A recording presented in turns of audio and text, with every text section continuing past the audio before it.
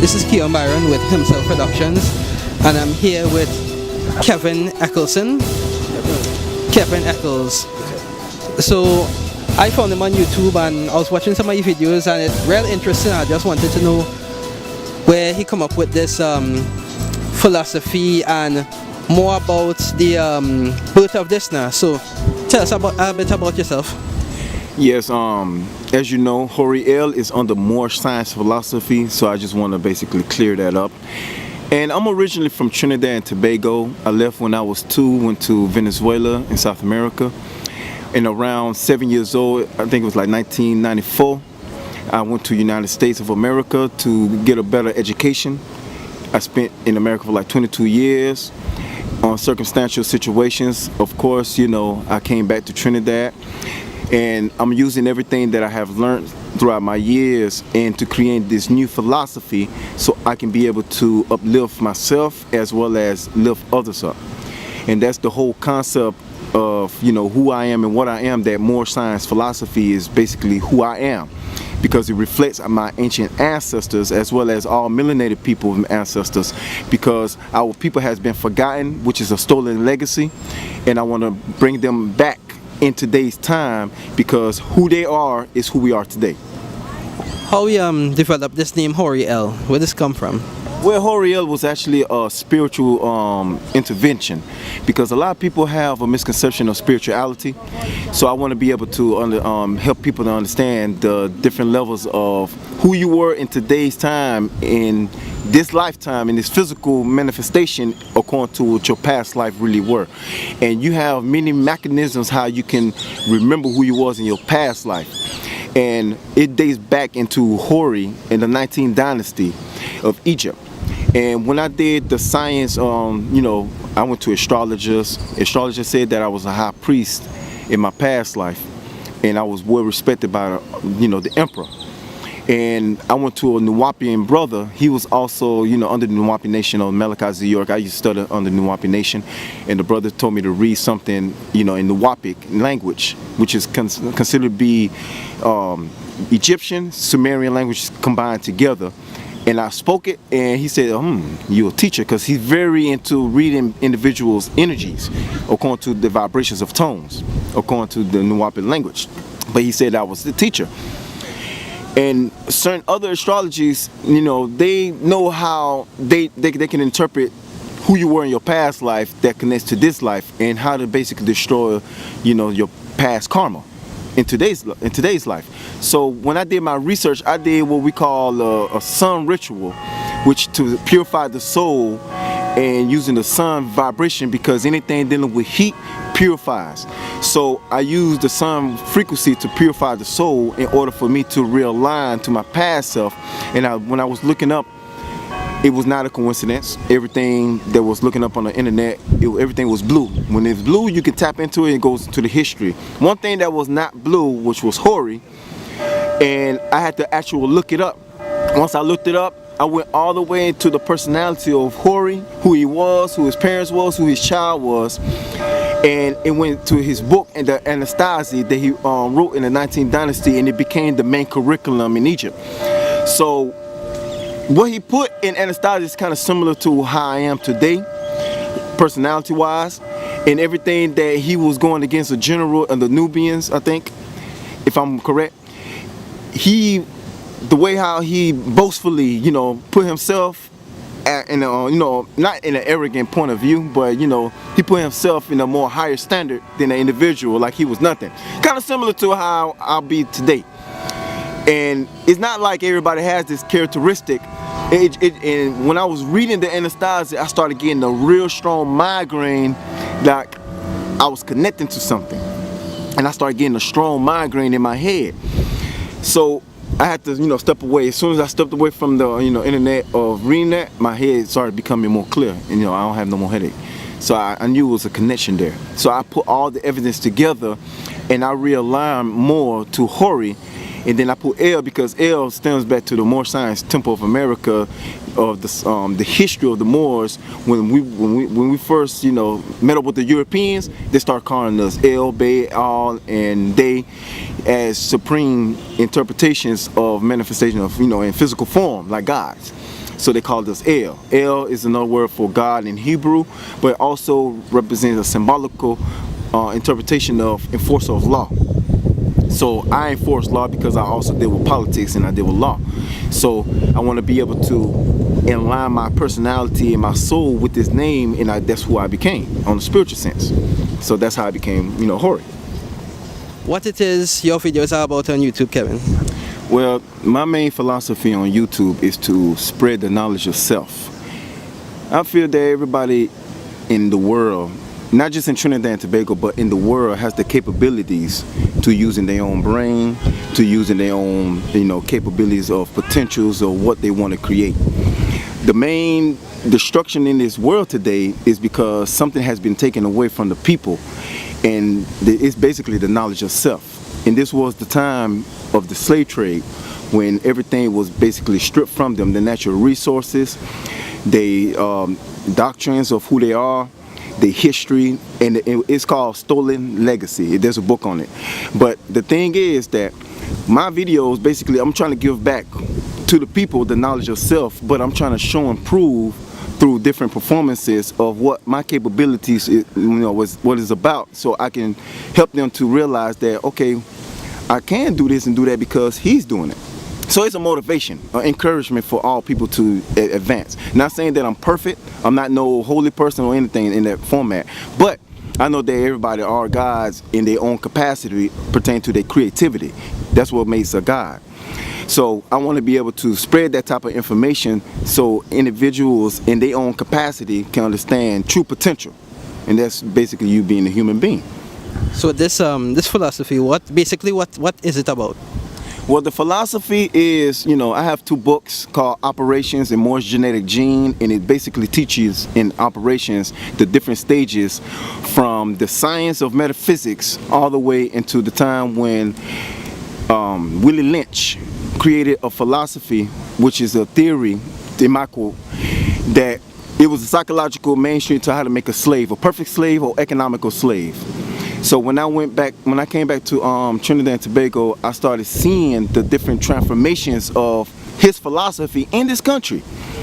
And within his philosophy, I had to do my in-depth research that Willie Lynch never existed. So I had to dig in more deeper and show the people in my book that, okay, this is what philosophy and strategy that they're using, and on a psychological basis, how to put you in a slave mentality without the physical chains. And I'm teaching you how to relieve yourself from that type of, mental slavery. So my philosophy is to becoming your own creator, to creating your own self. I think that when people become their own creators and start using more of the brain functions, they can be able to stop all the killings, stop all the thievery, stop all the, slavery or manipulation, the trickeries, everything, because they know how to think for self, and they have more understanding of what self-worth really is when it's dealing with your individual capacities, potentials. And that's basically the main forum of being a supreme being or a God, becoming your own creator. I see too many people in Trinidad and Tobago that's poor because I've been in that situation myself. And I know that if I can be able to raise myself out of that situation, I'm not just labeling myself like I'm above anybody. What I'm doing is I'm putting myself in the same category, the same poor people, and I can put myself in a better position than I know they can too. But they need some form of encouragement or motivation in order for them to basically see themselves as something higher than, what mainstream society look at them like vagrants, poor people, bums, and things of that nature. It's not all about these individuals that's bum and poor. They have a mind, they're capable of learning, but they have to have the encouragement. I want to be able to be that encouragement for those people, or just anybody that have low self-esteem. Because sometimes they want to look outwardly for the self-esteem, for the so-called, courage mentality, but in true reality, it's all in your mind. It's really self. And if you can create your own philosophy that will substantialize that type of mentality, then of course we can be able to create a self-system or within your own ecosystem. So that's basically what the philosophy is all about, So how you go about doing something like this? Like, as you know, say making yourself self-sufficient in your own ecosystem. How you would do that? That is like creating your own businesses. That's what you mean by that? Of course, I mean, the main thing of this society in Trinidad and Tobago, there's what I call classes of characterism. What I mean by classes, there are people that's in the political positions, you have people in different businesses, and then you have people that's considered to be poor. Now, within these characteristics, you have to basically place yourself outside of that society and create your own. And that's what I'm doing. In order for me to do so, I have to have what I call a pyramid structure. My pyramid structure is by me being a teacher, which sits on top of the pyramid. On the left pyramid structure is basically doing some form of agriculture, something dealing with the physical realm. And of course, on the right side is my books to promote my teachings so people can understand the knowledge of self. So by me creating this, it all comes from my mind, which is within my spirit, which is my consciousness. So everything has a self-system that you have to learn how to create and express it. That's where your potential is basically laid within your soul. And once you express it, then everything that you basically want your dreams to come true, you have to basically sell yourself, because yourself, who you are, is your main product in this type of society. Industrial society is yourself. When you're working for somebody else, what you're doing is building somebody else's dream. Ain't nothing wrong with that, but if you want to basically exercise your true potential, you have to create. You have to basically create your own system. You have to create your own business, create your own philosophy, religion, or whatever you want to call it. But you have to basically exercise all levels of brain functions within the left and right hemispheres that connects to the pineal gland that expands to the universe in order for the mind to be properly circulated so you can be guided by your ancestors. And that's basically how you be able to manifest who you really are outwardly. So that's the main basis of how I'm trying to express my knowledge. That's what I'm doing right now through social media, just like within this interview, or it could be within my books, or even with the newspapers, whatever that can be able, that's possible to express and encourage others. That's what I'm gonna use. So something like a fragrant you were saying, what is an example you could give of somebody using this philosophy that you have to better in themselves? Take for instance somebody who is homeless, right? How they could apply this? Well, the only thing that I can show that in order for you to psychologically train an individual out of that train of thought of not being worthless, you have to put yourself in that position. I've been homeless. I've been basically in homeless shelters, everything. I've been around these type of individuals. So even though I was in these situations, of course I have my knowledge of self. So what I did, I observed their type of mentality, and I had to basically put myself in their shoes. And in order for me to do that, I have to basically look at myself like, okay, I am worthless, but at the same time, I'm not worthless. And I have to show through a certain expression of myself, like how can I be able to get what I need to gain in order for me to survive? You know, even if it's dealing with, getting a job or creating my own business, things of that nature. You have to show an example, basically, what I'm saying. The best fit is an example or some form of performance so people can see, because people believe what they see. They don't just believe with words, because everybody lies nowadays. So they don't trust everybody. So now you have to show and prove everything that you're doing. And that's the key. You were saying something, to market yourself is your own product, build your own dreams, right? Sure. But some people would say things like, for example, being an artist, right? Somebody would think the art is good, but other people might not think so, right? Sure. How would somebody like that be able to market themselves or move forward with doing something that they like to do, but other people not really into it? Well, in true reality, you cannot speak for every single body or your main product or as yourself. A lot of people ain't gonna gravitate to you. So you must first accept that. Once you accept that, you can move forward. You just trying to gravitate the people that's willing to learn and want to accept your advice or your suggestions in order for them to move forward, or for them to look at themselves just like how you might look at yourself, so they can be able to move forward. That's the only way you can be able to do it. You must accept the fact that people are not going to acknowledge you. That's just bottom line, because some people just might have ego to the point that they don't want to listen to just anybody, or this is a person that just got on the surface. He just got here, so he don't know too much about this country.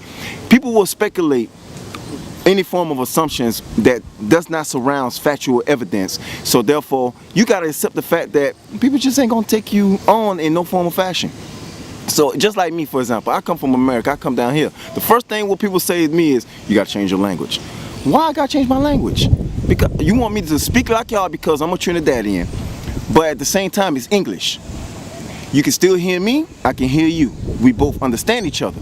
So why should I change my language? You see where I'm coming from? So if I don't change my language, y'all gonna reject me because why? This is a independent country, right? But I can easily say that you might say it's independent, but I say it's not. For the simple fact, if you go and do some research about central banks, where's your money being printed? They'll say, okay, the central banks. Who owns the central banks? The British. Now, the British are the same ones that gave you freedom, right? But yet, they did not release these lands as free. So therefore, in true reality, this country was never independent because they depend on the European British Empire to print the money. So it's not really free. So this is what my concept is pertaining to that. So you're talking about Willie Lynch, right? Yeah. Who is he really? Well, Willie Lynch was the individual in 1712, and he came to South Carolina to help other slave masters to knowing how to basically create slaves through his method of how to create slaves. And when I look in depth and more of who he really is, there's no true archaeological finding that this individual existed. There's no DNA test, there's no tomb or any, nothing. Birth certificates, nothing like that? Nothing. So when I dig a little bit more further, I figured out that the people that actually was in those times was part of the KKK. And the KKK was basically an offshoot of the Freemasonic orders that basically structure different philosophies and different formats of how to maintain your slaves. And that's what they was trying to pass on in those times in the 17th century. But and the KKKs come out after slavery far after, like in the 1860s? Yes, but when you go a little more further about who the KKK really is, when you go into the 18th and the 17th century, there's an individual within the 17th century that actually, I can't remember 100% his name, but when I go back into the history of the KKK, they only tell you portions of it. Just like the garbs that they wear, saying with the cross, which we understand that the cross represents the Roman Catholic Church. But the garbs come from the original Moorish headdress because everything points up like a pyramid structure. So we understand that within their garbs, it had to formulate from the Spaniards or the Spanish. So the original KKK was not, the people that was in, America. They actually come from Spain.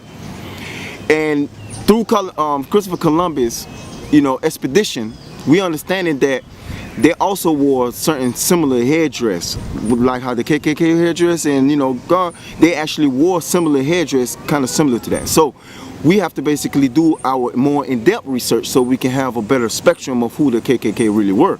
They might not be in that specific name, but they're of the specific culture and religion.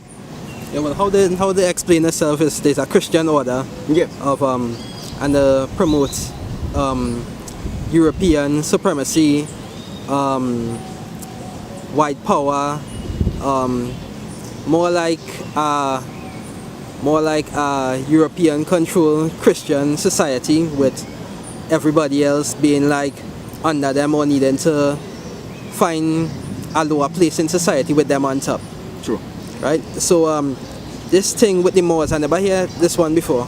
But the Moors, I mean, they would have it in the public mainstream pertaining to the Moors in the 7th century in Spain, but it goes way deeper than the name actually, because the name is older than the history of the Moors in Spain. When you go further into Africa, you got like places like in like Mali, the Dogon tribe. They were actually considered to be dark melanated beings or supreme beings.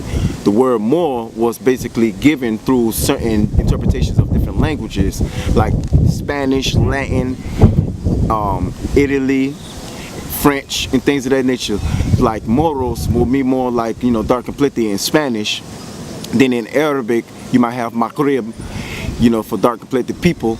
Then you might have the word like Morocco, which we understand that Morocco was basically taken from the Maroons in Jamaica. So you also have, Mu'er, that was in Latin. So you go back into the language of Latin, which was created by the Moors to give a more romance to other languages like, French, Italy, Spanish, because Spanish was also created with Latin and Arabic mixed together to create the Spanish language. So these are the things that we don't know that the Moors was basically big on. So in the 7th century, Moors was known to giving the Europeans science, geometry, which is the form of mathematics, astrology, cosmology, agriculture, business, and things of that nature. And they also, considered the Moors to be the ones that assisted the Europeans into slavery. But there are two types of Moors that people don't know, which was basically dates back into the Caucasus Mountain, which was the Naga tribe. And they were a dark melanated people. Moors in those times was the ones that put the Europeans in the Caucasus Mountain because of their, culture, like beast-like.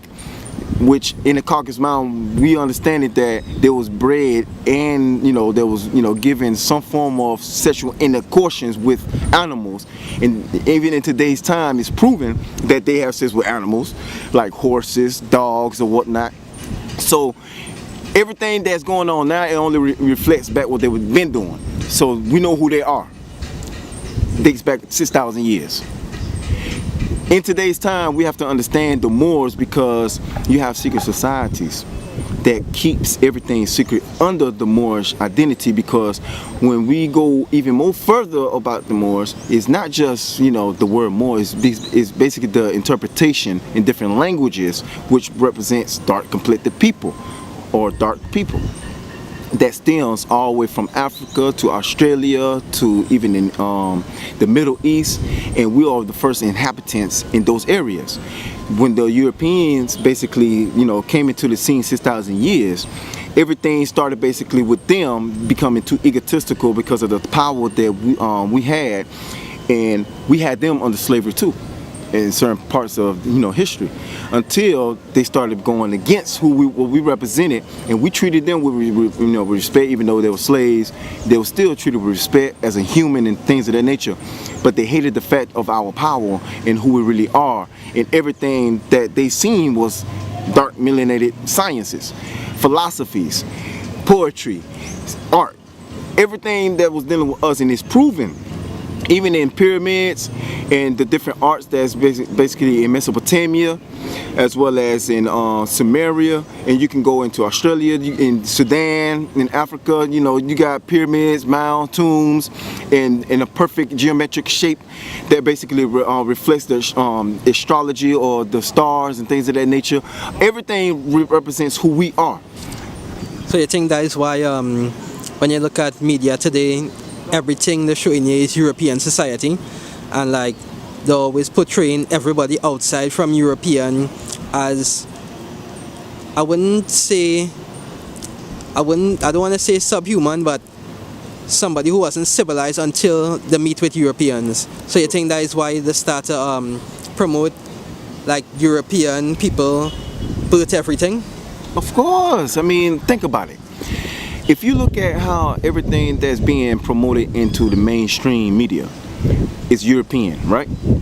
We understand that in the time of our ancient ancestors, everything was dealing with us, the signs of who we are.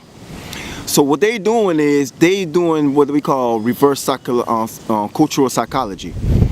Instead of promoting melanated science, they are promoting European science. Something that we already gave them, but yet they're trying to make it seem like they're giving it back to us. And when in true reality, we know for a fact that it's impossible for y'all to give back something that we gave y'all. So, if they only 6,000 years, right? And our pyramids is older than their whole existence. it dates back over millions and millions and billions of years ago. I could say 76 trillion years, but that'll be too, far off. I just want to say, millions of years, because we can prove certain things dealing with, DNA, that our existence, stemmed 3.4 million years ago. But when today is promoting number European, is because they don't want our existence to be like how it used to be in ancient times, because that gives us back our power into powership, and it would help us to encourage us to becoming more than what we are today as modern slaves. So they don't want us to be psychologically enhanced. They want to digress everything of who you really are, so you can work for them, build their identity, build their culture, build everything of who they are, and keep us like in the shadows. So this philosophy that you working with and going by, this is basically for melanated people or for everybody, or who could benefit from this? Well, to me, I think that everything is unified consciously. So yes, I want to do it for only melanated people. But of course, if anybody else feels like my philosophy or my interpretation of knowledge can help them, then of course, it's for anybody. But mainly I'm targeting the melanated people that wants this information. Not just anybody that's melanated, for the simple fact that you have those people that's traders, what I call them, of who they really are, the science of the universe, dealing with their subconscious mind, conscious mind, and they are the traders that basically will go against you. So I'm not making this for them. I'm making it for the people that wants to know who and what they really are, and they want to make a change in their life. Because in order for people to change in today's society, they have to first work on themselves. That's the first example that anybody will basically look up to, is themselves. That's the only way. You can't expect an individual to change if you're not changed. You can't expect an individual to change their philosophy of reality if you don't even know what reality is yourself. You follow? So this is what we call a misinformation in today's time. And misinformation is poisoning our people day by day basis in every phantom of this system. So we have to basically restructure everything of how our ancient ancestors, but just in modern day times. Well, the traitors, as you say, most of them don't really believe that melanated people have much history, right? Because as we were saying before, everybody grew up on watching on TV Hercules, Zeus, Thor. Of course. Learning about when you watch certain shows talking about Egypt, you might see white people or very few melanated people. Even today, when you go in cinemas, you might see one black person pass by the in front of the screen. Everybody on the screen is mainly white people. But if it have a show like that where they reverse with mainly black people, people will say it's a black show, they wouldn't say it's a white show, things like that now. So some people don't really see it like that. They just watch it as well. That's how things is, and we just have to live with it. True indeed. So what you would say to people like that? When you're dealing with the individuals that speaks about the Europeans and their production and everything came from the Europeans, what I will say to those people that is incorrect. And if you look at everything that's being created, just like for example in Trinidad and Tobago, you might say, okay, the colonizers structured everything and they the ones that was first here, but which we know for a fact that the original people was considered to be the Caribs and the Arawaks. But in truth, that was not their names when they first got to this country. There's first, if you go in Tobago, there's a museum in Tobago that specifically let you know that the Kalanagos was the first people. That's what my bloodline actually is linked to.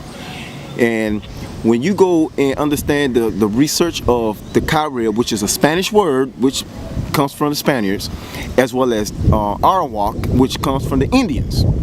These are two separate races that named us. So what was our name that we called ourselves? So if we call ourselves certain things, but you weren't about what other people called you, then you know what everybody gonna do? As a trend, they're gonna start calling you what the Europeans call. Why? Because everything is a stamp of approval. They control the system, they control the monetary system, which is dealing with the currency, as well as the social media. So when people think that, they think that they need to find approval by the Europeans because they have everything in structure. But there's certain laws that I know for a fact that is in place that we have the right to, basically, like the rights of indigenous people under the United Nations, that we have the right to basically create our own culture for our own integrity of who we are and what we are, dealing with our names, our language, our culture, traditions, and customs. So if there's laws in place, just like, for example, I want to put this in it so you can have a better understanding. When you're dealing with psychology of the Europeans, and then now people took that same psychology of trickery so they can basically go against your own people, who you are, for the papers. Yesterday, I was walking like in, I think it was Federal Street, in Federal Street or higher up, and a woman from Newsday was like, can we ask you a question? I was like, yes, I don't mind. So she asked me a question pertaining to the bill that was passed, because at first I wanted to know what the question was. So she had to let me know. So when she finally asked the question, she said, what do you think about the bill that was passed in Parliament when you're dealing with the first offense, the people that's charged? What do you think about them being charged with, life imprisonment? Now, I got the papers yesterday. And when you go into the section page 14, it states that jail them for life. Okay, what do you think about people found guilty of certain gun crimes being given life imprisonment? That was not the actual question. This is a psychology that your own people that look just like me and you with melanin in our skin that will use psychology or reverse psychology to trick you. And then they change what you said. And they don't get fit with what them wants. Exactly, and they don't know that there's laws in place for them if they do that. One is exploitation. You cannot exploit, because when you exploit people of certain things, that's also, you're making it seem like you want us to go off what your intentions was, which was not dealing with, the actual question. So this is what I said pertaining to what they put on the papers. It depends on the offense and how many offenses they have. If it's just one, then I think it's unfair. But it's like multiples, and they know better. Then of course, what do you expect? When in true reality, that's not 100% what I said. This is the trickery that they play. So our own people have taken your words, they twist it, and then they promote it as this is what you actually said that fits the question that they never asked. So this is the trickery. And every time that our people is poisoned, you know what happens? It goes down generation through generation of training our own people the trigonometry of how to manipulate people and how they think and how they move, and it becomes a negative aura, a negative energy that you're passing around. Now the thing with the science of trigonometry, it does trickle down in the bloodlines of the people in generations after generations. And what it does, it actually, if you look at how the society in Trinidad is basically, structured, you will see that almost everybody is trying to manipulate or some form of tricking somebody out of something for their gain. And this is not something that our originality or who we are, this is what is formed. And if you go into history about Yaqub, which is also in the Bible, Jacob, this individual gave them a book like this thick, and it's an actual book. I don't know if people ever heard of trigonometry, but if you don't, just look it up. You'll see that trigonometry is an actual book that teaches you how to trick people and how to basically manipulate their mind. It's like a form of manipulation, a manipulation book, but it's called trigonometry. So our people have basically adopted those customs from the Europeans, because the Europeans use that to the fullest in knowing how to manipulate people. That's why they're considered to be the original white devil or the devil, So they're also black people or melanated people that's also considered black devils, because they're taking on something that the Europeans naturally, who they really are, and manifesting it out through their actions, expressions, and the way of thinking. Well, this trigonometry is not really why people think the trigonometry is devil work. It is devil work, but we understand that the devil is not no spook. It's an actual, walking individual or walking people. It's not just one person, because the devil has many faces. That's what the Bible states, right? So if it has many faces, then we already know it's a personality, it's a characteristic.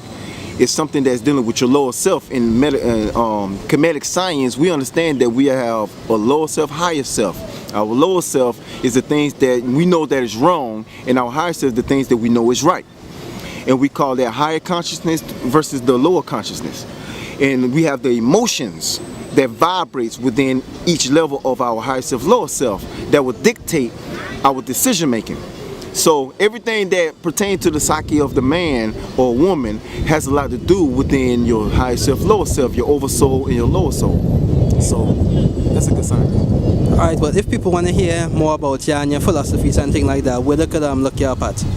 You can go on Facebook, go into Hori-El, and you will be able to catch me doing all my videos, my performances of natural nature living or simple living, because we're developing a garden that can basically show an example of how our ancient African people, even natives, used to live.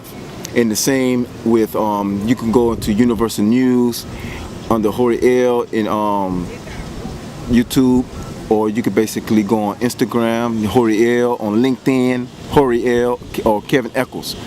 Either way go, you will be able to find me.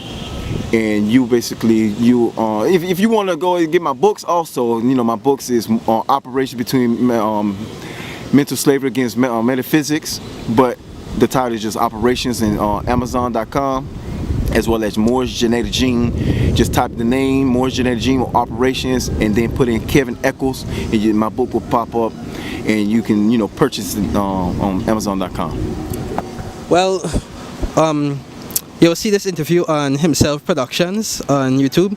You could also check out N. Shepherd Photography, that's the cameraman for this interview, and we'll catch you later.